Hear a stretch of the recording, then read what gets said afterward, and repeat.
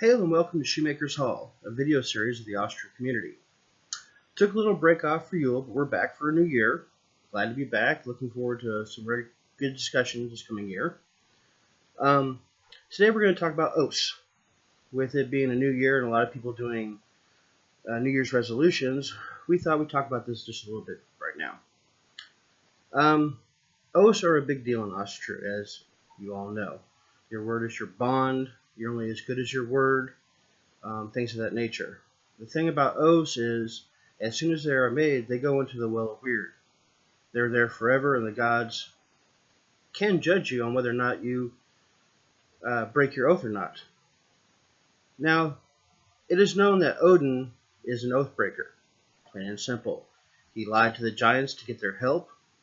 The Aesir lied to Fenris in order to secure him.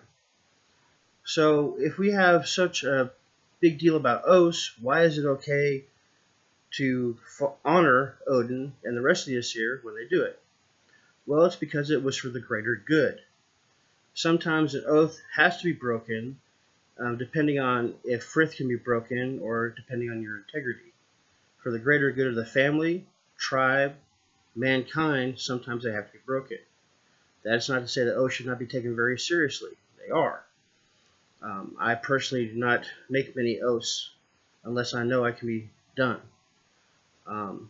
Oaths are so important that they're the third round of Sumbul, which is one of the most sacred ceremonies that Asatru can do.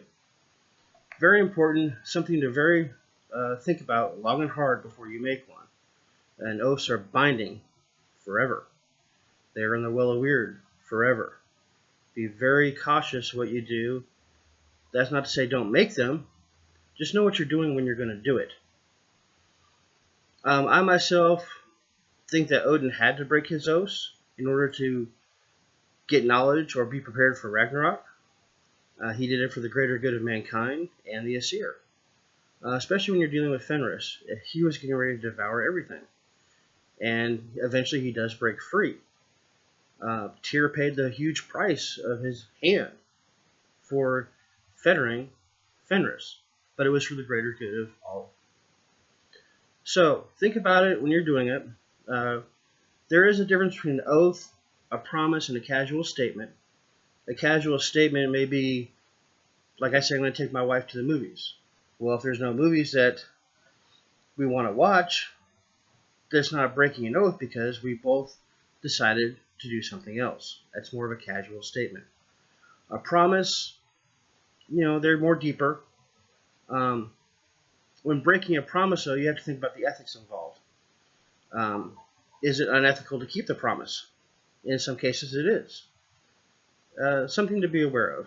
And, of course, oaths are even more powerful than that. Just something to consider. Let me know what you think. Also, be aware that we have partners here at the Asatru community. Take time to check out Legacy of Tyr and Rune Lore for All. Great resources for both, for veterans and for rune knowledge. And be sure to check out our podcast, which will be coming up very soon. We have 2 down, and we're looking forward to a new year full of podcasts at least once a month. Hope you have a good day, and I'll see you around the net.